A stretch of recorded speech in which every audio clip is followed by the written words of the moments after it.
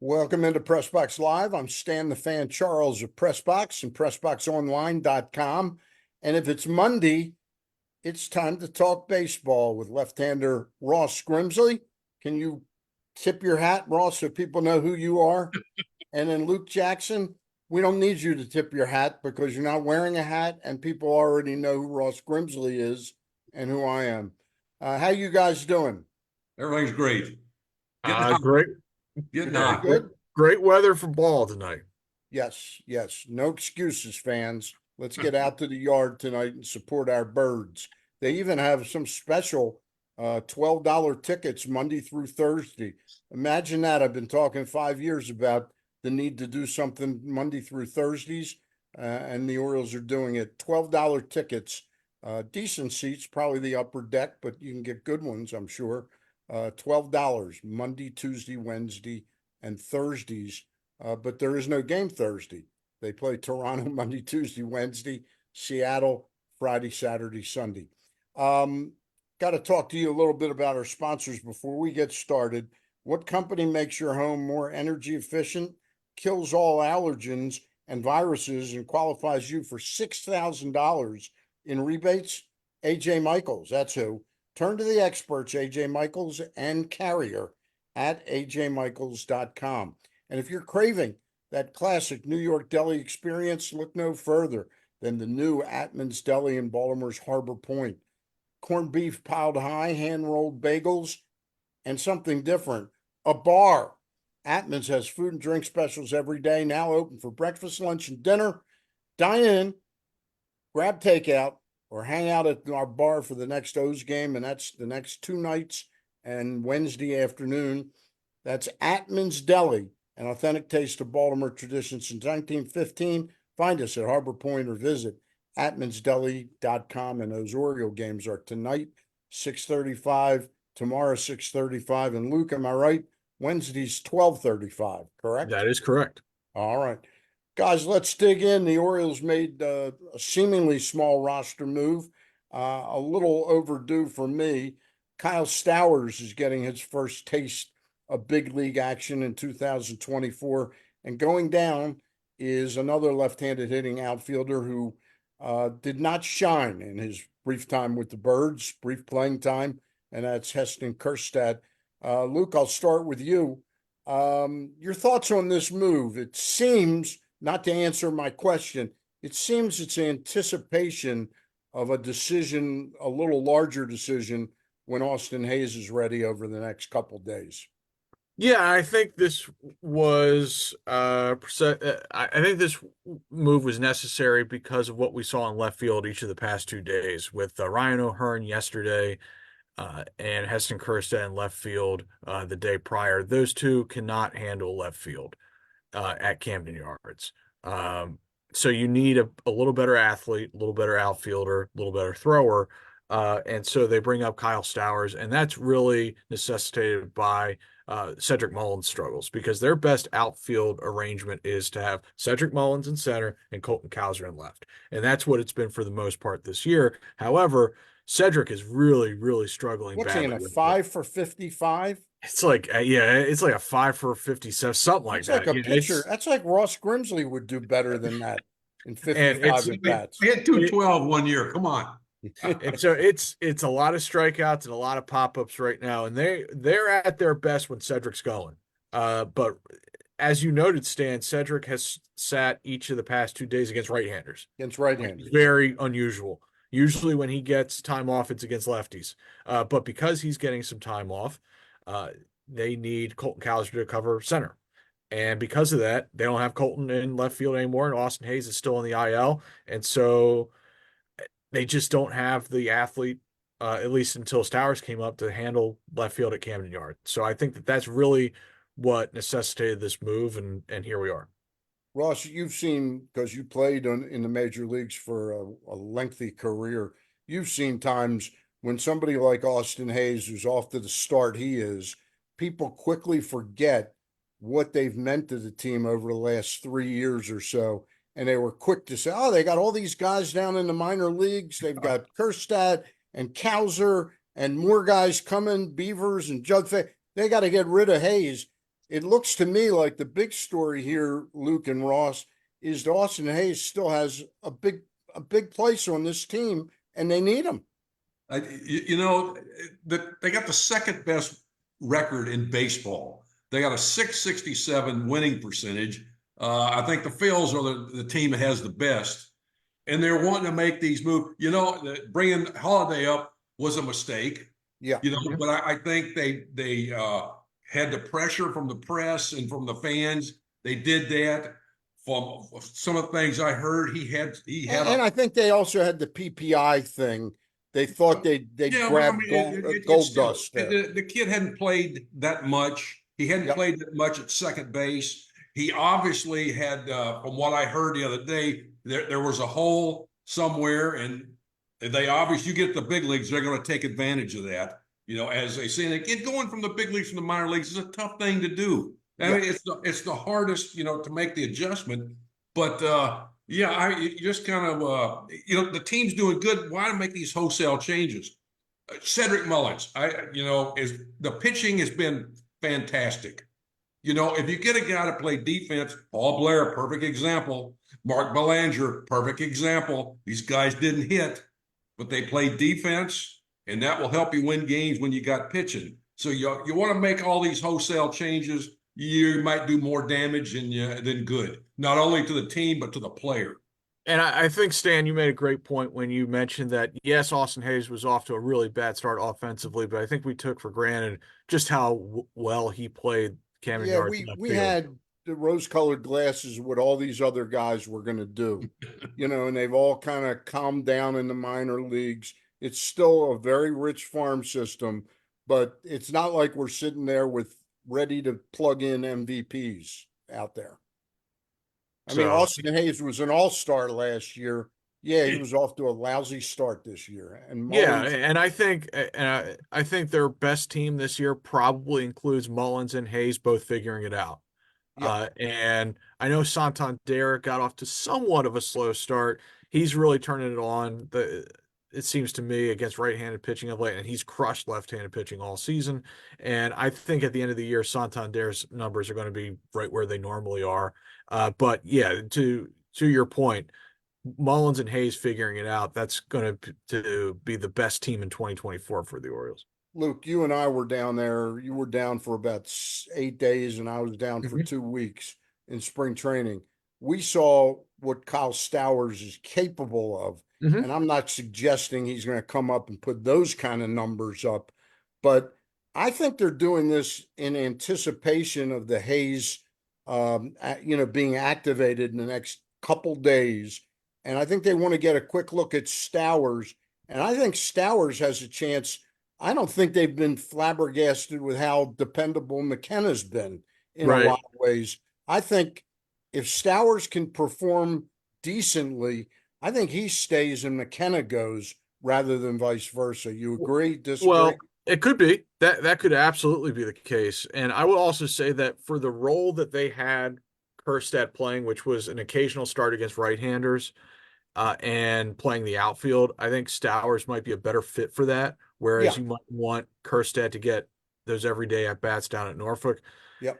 And Stowers for me is a better defender Yep. than Kerstead, better arm, and probably more suited to handling left field. Like I said, might not look as good as Cowser out there, might not look good as Hayes out there, but has probably more athletic tools than Cowser. Excuse me, than Kerstad to handle it out there. And O'Hearn shouldn't be out there at all. So, and really, that's probably the conclusion they came to after the They, game yesterday. they've gotten thrown off with the left field situation because they wanted to give Mullins a couple breather days. Mhm. Otherwise, Cowser would have been there, Right. and that wouldn't have been You as wouldn't big have a deal. noticed it. Right. Right. Yeah, yeah. Hey, Ross, I wanted to get you, and I'll get Luke's comments along the way.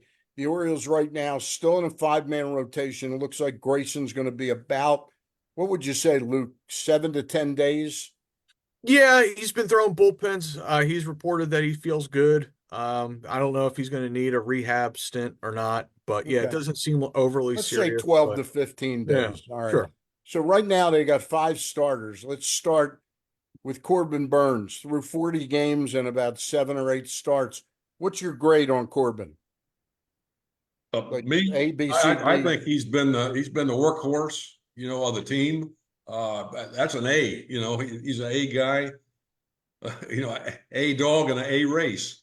He's doing what was expected of him. So he's been uh, very good. He's done a great job so far. Luke, you're great. Yeah, I mean, I think he's been pretty much as advertised, coming over from Milwaukee, a guy who can eat up a lot of innings, and keeps his team in the ball game every time. I think some Orioles fans have been a little underwhelmed after his opening day start. They maybe thought that he was going to do that every single time out. The one annoying thing is he does struggle to hold runners, especially with the rules the way they are. I will note that, but I think he's given them pretty much exactly what Yeah. they traded My for. only my only minor thing is I would hope by now he would have been able to go 7 2/3, 7 1/3. It's mostly 6 1/3, 6 2/3. So, well, I'm looking for him That's to better eat than it. before. That's better than I'm the looking guys at had him eating a before. little bit more innings each time Yeah, out. that's fine. That's fine. Yeah. Um, let's go with Cole Irvin or Dean Kramer. Let's go with Dean Kramer. Give him your grade, Luke. I mean Uh, Ross. Ross. okay. Go Yeah, ahead, Ross. I look at him as probably a high C, a low B. I Yeah. think he's done really a good job, and he gives up some dingers, but there's usually nobody on base. That's one thing the organization or the pitching they don't walk a lot of guys. I think they are fourth in baseball with fewest walks. I would have to look and see. Yeah, they're fourth in fewest walks, so that's a big thing. He throws strikes. He's starting to mix in a sinker, which is could be a really good pitch. But he's done a really good job. Like I said, he gets the balls in the middle of the plate at times, but a lot of guys do that. But I think he's probably a B minus. Okay. Luke. Yeah, that's fair to me. That makes a lot of sense. As Ross said, he fills up the zone. Throws, as Ross mentioned, since last year, has really mixed in a sinker more than he had in the past. Throws now a splitter. I know he struggled a little bit yesterday, but I think he's given you pretty much what you would expect out of Dean, having watched 450 some innings from him as an Oriole at this point. So, yeah, that makes sense to me. All He right. ran that sinker back across the plate, the left-handers off the inside corner like Maddox. I Yep. saw a couple of those pitches, and that was quite impressive. This Yeah, is something and you he's should also look at. dumping in a couple more curveballs than he has in Yeah, the past. Because remember, when he was coming up through the minor leagues, he racked up some huge strikeout numbers with a Yeah. cutter curveball combination. And once he got to the big leagues, I don't know if it was the major league ball that was different, and he just couldn't get the same feel for the curveball that he had in the minor leagues. He had a really good curveball in the minor leagues, and maybe that's coming back a little bit. He just doesn't throw it nearly as much as he once did. I think a lot of guys are starting to find out that pitching might be a little bit better than just trying to throw all out. You Yeah. start mixing in some off speed pitches, and it doesn't take as much out of you. You can go longer in the games, but you got to locate it. You change speeds.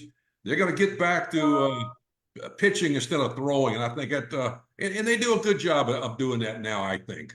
Yeah, Uh, and I think that because he's been fortunate enough to mostly stay healthy. I know in 22 he had an oblique issue that cost him 6 to 8 weeks, whatever it was. He's been able to mostly stay healthy, and because of that, he's been able to evolve and develop as a pitcher. And now all he's right. much more of a pitcher than he was like even a Yeah. few years ago. He was more of a thrower. I thought Brandon was a little slow taking him out yesterday.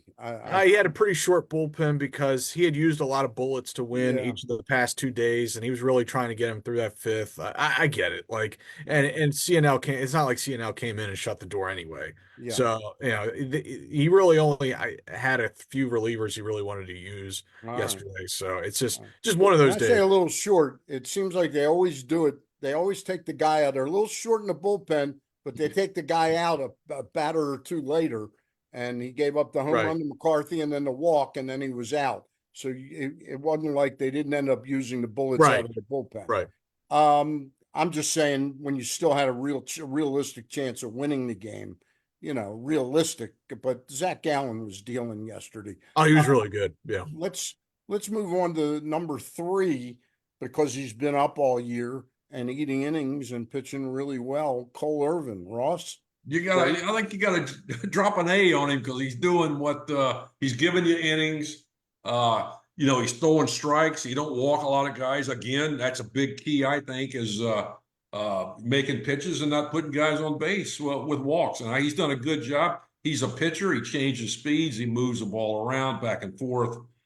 He has been really a pleasant surprise. I mean, not really a surprise, but you knew what he was capable of doing. Ross, Just a matter of him doing it. Ross, again, you've been there. Luke and I, the most we've done is watch games, and play Sunday softball. Um, it How difficult was what he went through for him last year? It was almost as if after Luke and I have talked about this offline. It's almost last year after 2 starts, they went, "Oh my God, what did we pick up here?" Right. And he was like buried, and they never trusted him. How tough is that for a pitcher to go through? It's not an injury. It's just Right. you're ineffective and the team's not fully behind you. Well, that's when that happens. I mean, you really feel pretty bad. And the thing is you got to stay ready, stay prepared. This guy's a professional.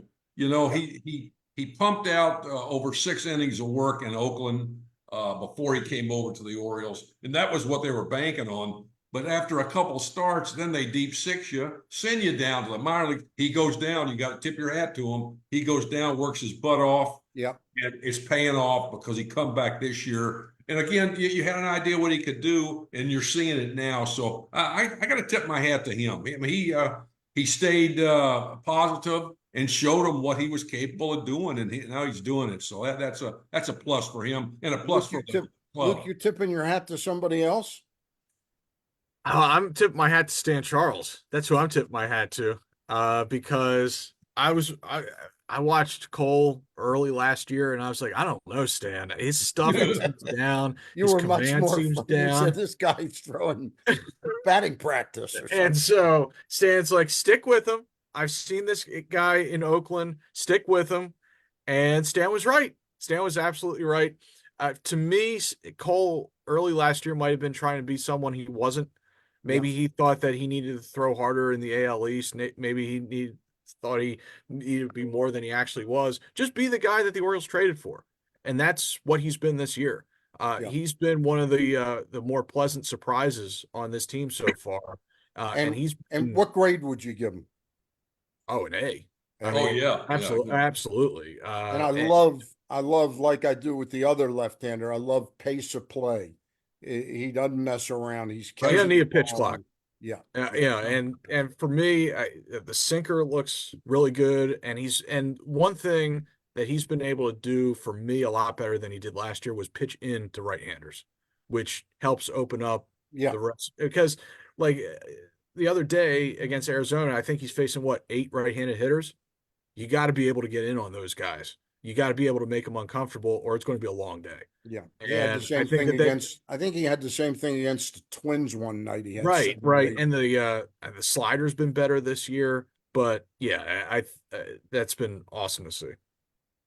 Let's go with the 2 guys that have worked their ass off to get back to the big leagues and help this club and frankly earn some money. Not that they weren't being paid. Kyle Bradish, he's made 2 starts. Luke, what do you give him? What grade? To me, he looks, I don't know, incomplete at this point so far. I mean, it's only been 2 starts, but first of all, it's great to see him back on a mound. When we first heard this news about his elbow, I don't know if anyone was necessarily expecting him to be on a big league mound this year, but the stuff looks electric. The pitch efficiency, like pitches per inning, meaning, and then the command. He's only had 5 starts. 3 rehab, 2 major league starts. So that stuff will come later. I mean, the quality of his stuff right now, the ball is exploding out of his hand. I mean, the fastball looks as good as it ever did last year. The slider is a straight like letters to shins downer. I mean, it is. Have you seen anything he's not doing that you think he needs to do to succeed? I like, as I said, he'll get more efficient with his pitches as he throws more out. He just hasn't pitched much so far this year, and so maybe still in a little bit of a spring training mode. So you're giving Yeah. him an incomplete. Yeah, just an incomplete at this point. Let's check back in a month. Ross, same for you? Yeah, I would do the same with him and Means both. We haven't seen, this is kind of their spring training, getting their stuff together now, and hopefully as they pitch, they'll improve. Command wise, attacking the zone. But Means has got the outstanding off speed stuff. Bradish is, fastball, breaking ball, really sharp.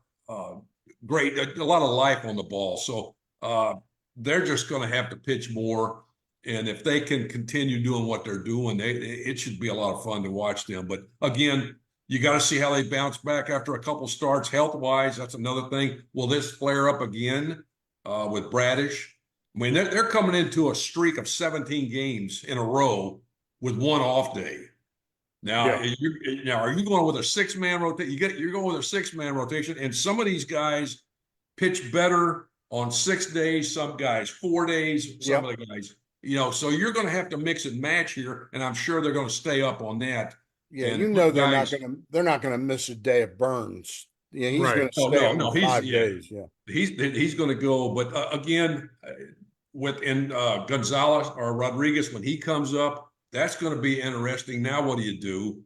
But again, I would think that he would go pitch in some games because it's a lot different pitching in a game than throwing on the side. Yeah, Even simulate even the simulated games. I mean, that's not the same as a game type situation. And see how that does. But he may go down and pitch, have a couple starts. yeah. I think he'll probably rehab. make those starts at Bowie. That's my guess. Very possible. I mean, just to get his feet back on the ground and get everything together again. Hey Ross, I'm going to assume for a second that Luke gives Means an incomplete as well. Can you Right. nod your head, Luke? Okay. So I turn to you, Ross, with this question. Where are the two of them? Because again, you've been there, you pitched in the major leagues, you also oversaw pitchers coming back from injuries, and you work with minor league pitchers who I'm sure had time off for injuries.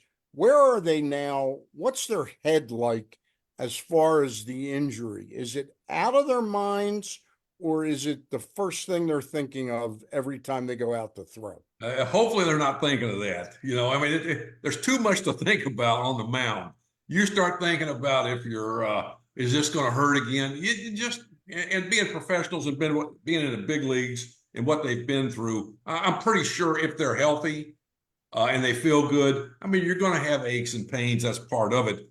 Knowing the difference between aches and pains and an injury, that's I'm pretty sure they have an idea about that. But you can watch how they're pitching. If their control command starts getting erratic, then you go, oh, maybe something's going on. That's the first thing you look for is a guy's command and control. If it's off, if they're injured, that's the first thing you go to. He could have an injury. This can be flaring up again because he's not able to control his pitches. And so you look at that. Also, you're going to lose speed velo over the course of a game, usually a little bit. And you keep an eye on that. That's the one good thing that the radar gun. But you can see that if you've watched enough of baseball and pitchers, this guy's not the same in the fourth inning that he was in the first and second. He's just a little the command, the velocity, the life on the ball, how he looks releasing it. I mean, just little things that play into it that'll give you an idea of what's going on. In the remaining couple minutes we have, I find it kind of shocking. The older I get, I guess I get a little bit more conservative in my approach to when players aren't performing well. I'm much more forgiving. Again, with Craig Kimbrell, when he blew that game the other night, again, a third rough game in out of 5 or something like that. I had texts blowing up. He's toast. He's done. He's this, he's that. And look, I know the club is flummoxed a little by this, how quickly it happened this year with him. But Ross, you giving up on a guy like that with that track record Can't do it. isn't the thing how you have to work around him to have an effective Craig Kimbrell out there, not subtract him altogether. Well, I mean, you invested some money in him, and you must have Yep. did. I'm sure you did your homework and all the information to make that move and invest that kind of money. And it would be that's like giving up on the guys. They won 101 games last year with some of the same guys. I mean, Well, to just give up I'm on sure them. Oriole fans are saying, yeah, but he wasn't one But of them. I mean, you know what? My suggestion to Oriole fans is sit back, watch the games, and enjoy them. The people in charge will make the moves. The players will do what they need to do. They'll either do it or they won't do it. But you know, I mean, it's that simple. Sit Yep. back, enjoy the game. They're winning. Yep. Oh, gee, Christmas, they're winning. They're doing again. They got the second best record in baseball, and they want to. Every time a guy craps the bed one time, we want to get him out of there. Right. Relax, You people. know, That's not how you run a baseball team. no, it's not. I'm just amazed at one thing, Luke. You and I talked about this back when we acquired him, and I wrote the piece. He threw 69 innings last year at the age of 34, and he was pretty much toast the last 6 weeks of the season. He was not very good. But you look at his numbers at the end of the year, he still struck out like 85 guys in 69 innings. Mhm. But that 69 innings was the most he had thrown since back in 2018. Okay.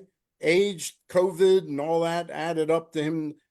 The Orioles had him on pace through the end of April. He was on pace to throw 82 innings this year. Yeah, too much. They went exactly the opposite of what the stats showed me, that they needed to avoid overuse. And I think the problem started with overuse. Then it went to the mental thing. And I think he's going to be fine, as provided they're not counting on him being the man that can get 47 saves. They need Yeah, to it's find right. somebody else that contributes. Yeah, so one of the first things that you and I mentioned when they signed him is I hope they're not signing him as like a 3 and 4 days kind of closer. Right. And so that's not his game anymore. However, I will say this, the stuff is still plenty good. The stuff Yep. still grades out. It doesn't throw as hard as he once did. He can still run it up to about 96. But the key for him is being able to flip in that breaking ball for strikes. You can almost tell how one of his outings is going to go. If he flips in that first breaking ball for a strike, then he's going to be fine. And Yep. if he doesn't know where that breaking ball is going, it's going to be a real grind for him. Yeah. And it And was those so, couple outings. Yeah. and there's like a week stretch, and Jim Palmer mentioned this, where he couldn't get over a breaking ball, and that's when he really struggled. Yeah. And so that's for me the key for him, because as Palmer and Kevin Brown were talking about on the broadcast, where you want Craig Kimbrell is breaking balls down, fastballs up. That's Yep. what you really want. Yeah. All right. That's going to do it today. We'll thank our friends at the Costas Inn. We'll be talking more about them in the days and weeks ahead. We thank our friends at AJ Michaels Heating and Air Conditioning at ajmichaels.com. And we, of course, thank our friends at the new Atman's Deli in Baltimore's Harbor Point. If you haven't been there, check it out. They've got a bar inside, a little fancier version of a deli, and there's a bar inside of it. And you can watch O's games there, like tonight's, tomorrow night's, or Wednesday afternoon. All right. That's going to do it for today. For the old left-hander, Ross Grimsley, for Luke Jackson, managing editor of PressBox and PressBoxOnline.com. And I'm Stan the Fan, and my power rankings are up and at 'em at PressBoxOnline.com. We'll see you next Monday. I'll be on with Eric Garfield this Thursday. Bye for now, everybody. Enjoy your Orioles baseball at 6:35 tonight. Corbin Burns against Jose Berrios. Bye-bye.